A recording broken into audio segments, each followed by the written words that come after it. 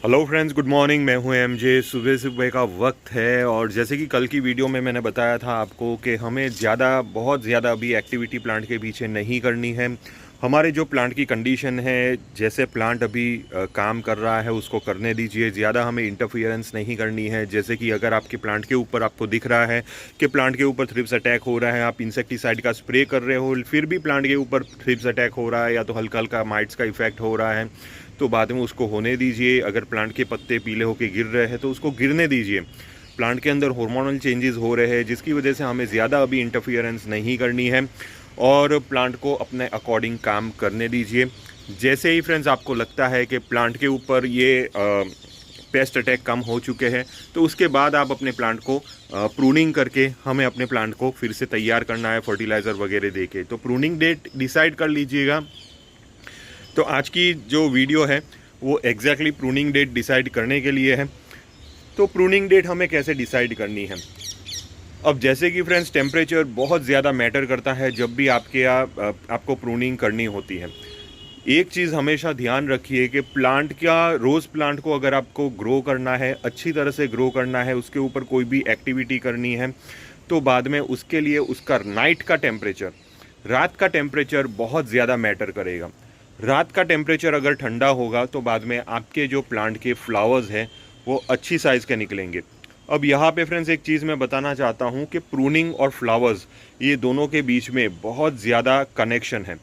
Pruning और flowers, जैसे कि फ्रेंड्स अगर आप सही टाइम पे प्रूनिंग करोगे, फॉर एग्जांपल अगर आपने ऐसे टेम्परेचर पे प्रूनिंग किया है जब दिन का टेम्परेचर 30 डिग्री के आसपास हो, रात का टेम्परेचर 18 से 20 के आसपास हो, तो बाद में आपके प्लांट के ऊपर बेस्ट फ्लावर्स निकलेंगे। जो भी आपके प्लांट की कंडीशन है वो कंडीशन के अकॉर्डिंग आपका प्लांट बेस्ट फ्लावर्स देगा और साइज़ अच्छी निकलेगी, पेटल्स अच्छे निकलेंगे, कलर्स अच्छे निकलेंगे।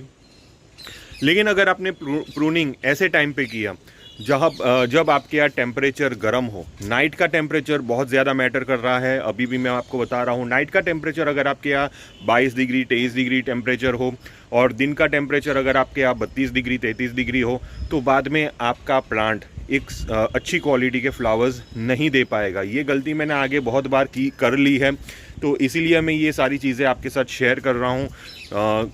इसलिए बहुत सारे रोज़ एक्सपर्ट्स आपको यही सलाह देंगे कि जब भी आपके यहाँ नाइट का टेम्परेचर 20 डिग्री से नीचे जा रहा हो तभी हमें प्रूनिंग करनी है। तो ये पहली चीज़ है जो आपको ध्यान रखनी है प्रूनिंग के लिए। अब दूसरी इम्पॉर्टेंट चीज़ है वो है प्रूनिंग कितनी करनी है।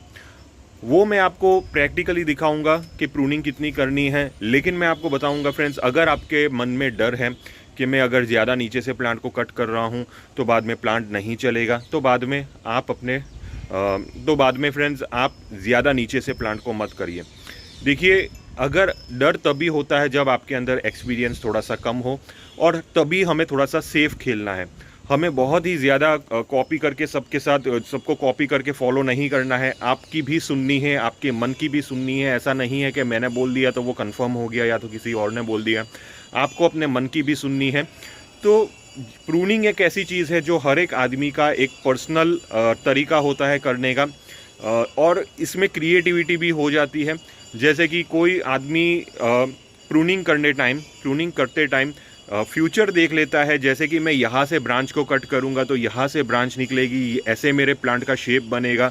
तो वो टाइप का पूरा इमेजिनेशन करके एक पर्टिकुलर आदमी अपना प्लांट की प्रूनिंग कर सकता है। तो वो जितनी क्रिएटिविटी से, जितनी खूबसूरती से वो अगर अपने प्लांट की प्रूनिंग करेगा, प्लांट का लुक आगे चल के उतना ही सुंदर निकल के आएगा। तो ये मैं मानता हूँ कि ये एक टाइप की क्रिएटिविटी भी होगी। लेकिन अगर आप सिंपल प्रूनिंग करना चाहते हो तो बाद में ऊपर से प्लांट की प्रूनिंग कर लीजिए। प्लांट को ज़्यादा छोटा मत करिए, ऊपर से कर लीजिए। ये प्रूनिंग भी चलेगी, क्योंकि मेरे बहुत सारे ऐसे दोस्त हैं जो रोज़ गार्डनिंग में लगे हैं और अच्छी खासे फ्लावर्स भी ले लेते हैं। वो मानसून की सीज़न में भी उन्होंने बहुत अच्छी फ्लावरिंग्स ली है। तो एक्चुअली वो लोग जब डरते थे प्रूनिंग करने टाइम तो वो बस सेफ खेलते थे, ऊपर की साइड प्रूनिंग कर लेते थे। इससे प्लांट सेफ रहता था, डाईबैक भी नहीं मारता था और उनको भी खुशी मिलती थी। ऐसे करके धीरे धीरे उन्होंने एक्सपीरियंस भी बहुत सारा गेन कर लिया है आज, और नाम है उनका आज रोज़ इंडस्ट्री में। तो ऐसे भी लोग हैं जो प्रूनिंग अपने तरीके से करते हैं। तो ऐसा नहीं है कि किसी ने बोल दिया कि भाई आपको ऐसा ही प्रूनिंग करना है तो ऐसा ही करिए, ऐसा ज़रूरी नहीं है। लेकिन आपके अंदर कॉन्फिडेंस होना चाहिए, आपके अंदर उतना एक्सपीरियंस होना चाहिए कि अगर मैं यहाँ से एक्चुअली बहुत नीचे से प्रूनिंग करूँगा तो बाद में हमारे जो प्लांट की कंडीशन से जाएगी। तो ये एक बहुत इंपॉर्टेंट चीज़ है जो आपको समझनी होगी अगर आप प्रूनिंग करना चाहते हो। दूसरी इंपॉर्टेंट चीज़, रूट प्रूनिंग। देखिए, रूट प्रूनिंग आपको करनी है या नहीं करनी। देखिए, रूट प्रूनिंग आपको तभी करनी है जब आपका प्लांट एक एजेड प्लांट हो चुका है। एटलीस्ट आपके प्लांट की जो पॉट साइज़ है, अगर आपने प्लांट को पॉट चेंज करके उसको एक बड़ा सा पॉट दे दिया है, जैसे कि कोई 12 इंच का एक बड़ा सा पॉट दे दिया है। ये जो पॉट देख रहे हो हाइबिस्कस में, ये 12 इंच का पॉट है, जबकि ये सारे 8 से 10 इंच के आसपास के पॉट हैं। तो अगर आपका प्लांट 10 इंच के पॉट में हो तो आपको रूट प्रूनिंग नहीं करनी है। अगर आपको लगता है कि रूट्स बहुत ज़्यादा बढ़ गए हैं तो रूट्स को हल्का सा लूज़ करके उसको पॉट बढ़ा दीजिए, 12 इंच के पॉट में डाल दीजिए। लेकिन वो प्लांट की रूट प्रूनिंग मत करिए। रूट प्रूनिंग आपको वही प्लांट की करनी है जिसके रूट्स बहुत ज़्यादा विग्रस हो गए हैं और वो बड़े पॉट में है। 12 इंच के पॉट में प्लांट है और उसके रूट सिस्टम बहुत विग्रस हो गए हैं और नीचे के रूट्स आप उसको ट्रिम कर लीजिए और बाद में आप अपने प्लांट को ग्रो कर सकते हो। अभी भी सीज़न है रूट प्रूनिंग की, अभी भी सीज़न आप रूट प्रूनिंग कर सकते हो और बाद में आपके प्लांट को आगे बढ़ा सकते हो। तो ये सीज़न में भी रूट प्रूनिंग कर सकते हो। प्लांट पत्ते गिराएगा, ये नॉर्मल चीज़ होगी अगर आप रूट प्रूनिंग करोगे तो उसमें घबराने की ज़रूरत नहीं है। फर्टिलाइज़र वगैरह नहीं देना है, नॉर्मल वाटरिंग करिए, पोटेशियम ह्यूमिड डालिए, फंगीसाइड डालिए, आपके प्लांट के रूट्स धीरे धीरे बढ़ना शुरू हो जाएंगे। तो रूट प्रूनिंग यही करनी है। मैंने अपने कोई भी प्लांट में अभी तक रूट प्रूनिंग नहीं की है क्योंकि मेरा प्लांट उतनी भी बड़ी पॉट में नहीं आ चुका है और उतने विग्रस रूट्स भी नहीं डेवलप हो चुके हैं। ये जो देख रहे हैं ये 10 इंच का पॉट है, 10 इंच के पॉट की ये ग्रोथ है, ये सारे 10 इंच के पॉट के हैं। ये जो देख रहे हैं ये 12 इंच के पॉट में है लेकिन उसके रूट सिस्टम अभी भी विग्रस नहीं हुए हैं। तो ये एक चीज़ है जो आपको समझनी होगी कि रूट सिस्टम को कट करना, हर बार रूट सिस्टम को कट मत करिएगा। रूट सिस्टम ही एक ऐसे सिस्टम है जिसकी वजह से आपके प्लांट की ग्रोथ डिसाइड होगी। अब सबसे आखिर में बहुत इंपॉर्टेंट चीज़ मैं आपको बता रहा हूँ। आप नोटिस कर रहे होगे मेरे प्लांट के ऊपर फ्लावर्स ही फ्लावर्स आ रहे हैं। ये जो देख रहे हैं, मैं फ्लावर्स को अभी पिंच नहीं कर रहा। तो अब से अराउंड 1.5-2 महीने तक मैं अपने प्लांट के ऊपर किसी भी टाइप की पिंचिंग नहीं करूँगा। अब ये जो आप मैं बता रहा हूँ फ्रेंड्स, मैं तो डोरमेंसी में तो प्लांट को नहीं ले जा रहा। जो फोर्सफुल डोरमेंसी करते हैं, जैसे कि पानी कम देते हैं, ज़बरदस्ती प्लांट के ऊपर से पत्ते गिराते हैं, वो सारा प्रोसेस मैं नहीं कर रहा। मैं बस प्लांट की एक्टिविटी को रोक नहीं रहा, मैं ये प्रोसेस में अभी जा रहा हूँ। जैसे कि देख रहे हैं प्लांट की एक्टिविटी ये चल रही है कि प्लांट के ऊपर फ्लावर्स निकल रहे हैं, उसको निकलने दे रहा हूँ। प्लांट के ऊपर पेस्ट अटैक हो रहे हैं, होने दीजिए। अगर इंसेक्टिसाइड आपको स्प्रे करना हो तो वीक में एक बार कर सकते हो, कोई इश्यू नहीं है। लेकिन प्लांट की एक्टिविटी में मैं ज़्यादा वो नहीं कर रहा, जैसे कि कटिंग वगैरह या बर्ड पिंचिंग, अभी मैं वो सब नहीं कर रहा। ये सारी चीज़ें मैं अभी करने दे रहा हूँ। प्लांट के ऊपर से जितनी भी एक्स्ट्रा जो भी स्टोरेज है, जहाँ जहाँ पे भी उसने स्टोरेज की रखी है, वो स्टोरेज का यूटिलाइजेशन कर रहा हूँ। वो स्टोरेज का यूटिलाइजेशन कर लूँगा तो बाद में प्लांट फिर से नई ब्रांचेस निकालेगा और नई ब्रांचेस, फ्रेश ब्रांचेस जो होगी उसके ऊपर फ्लावर्स की क्वांटिटी भी अच्छी होगी। तो ये फ्लावर्स को अभी मैं पिंच नहीं कर रहा, उसको रहने दे रहा हूँ। तो ये एक चीज़ कर रहा हूँ। ये जो मैं प्रोसेस है, ये फ्लावर्स पिंचिंग नहीं करने का प्रोसेस अप टू मैं प्रूनिंग तक करने वाला हूँ। फ्लावर्स को ड्राई करने दूंगा, जो भी फ्लावर्स खिल चुके हैं उसको कम्प्लीटली ड्राई करूँगा, उसको ऐसे पिंच करके ये फ्लावर्स को मैं कट नहीं करूँगा। तो ये एक चीज़ मैं कर रहा हूँ। तो अगर आप ये भी करना चाहते हो तो कर सकते हो। ये सारी चीज़ें फ्रेंड्स मैं अपने आप ही अपने तरीके से अभी कर रहा हूँ, मैं किसी को इमिटेट नहीं कर रहा, क्योंकि जो इस बार मैं करने वाला हूँ वो डोरमेंसी में प्लांट को नहीं ले जाने वाला। लेकिन प्लांट के ऊपर से मुझे अच्छा आउटपुट भी लेना है, तो वो मैं कोशिश कर रहा हूँ।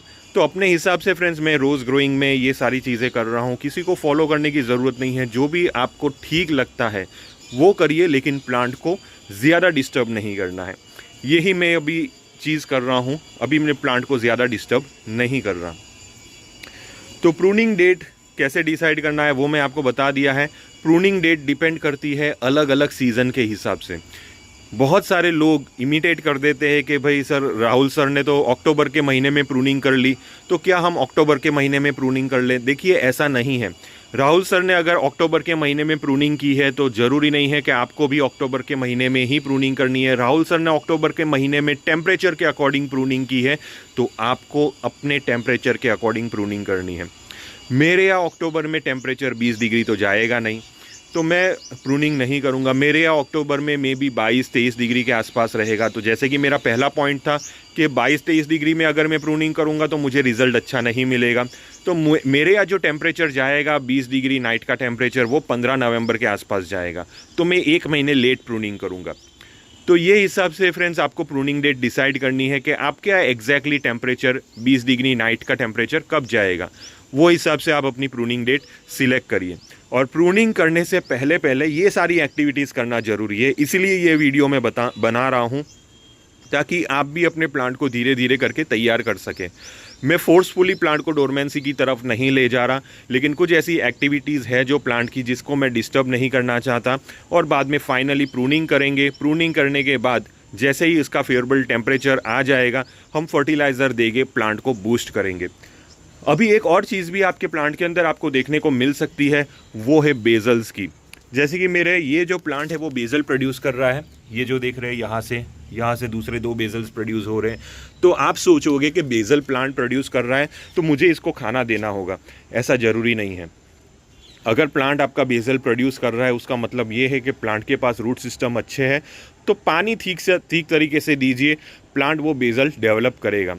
जैसे कि अभी भी मैंने बताया, कोई भी हमें डिस्टर्बेंस प्लांट को नहीं करनी है, हमें एक्स्ट्रा फर्टिलाइज़र नहीं देना है। प्लांट के ऊपर अगर थ्रिप्स माइट्स का अटैक हो रहा है तो होने दीजिए, कोई ज़्यादा दिक्कत वाली बात नहीं है। तो ये चीज़ मैं अभी करने वाला हूँ और ये मैं अभी कर रहा हूँ। तो ये एक छोटी सी वीडियो थी जो आपको प्रूनिंग के लिए, जो प्रूनिंग डेट सिलेक्ट करने के लिए मैंने बताई, क्योंकि अभी से ही 2 महीने पहले से ही हमें सारी चीज़ें एक के बाद एक करना शुरू कर लेना है। तो अगर आपको किसी भी टाइप का कन्फ्यूजन हुआ तो प्लीज़ आप मुझे टेलीग्राम ग्रुप में कॉन्टैक्ट कर सकते हो। टिल देन के लिए थैंक यू फ्रेंड्स और हैप्पी गार्डनिंग।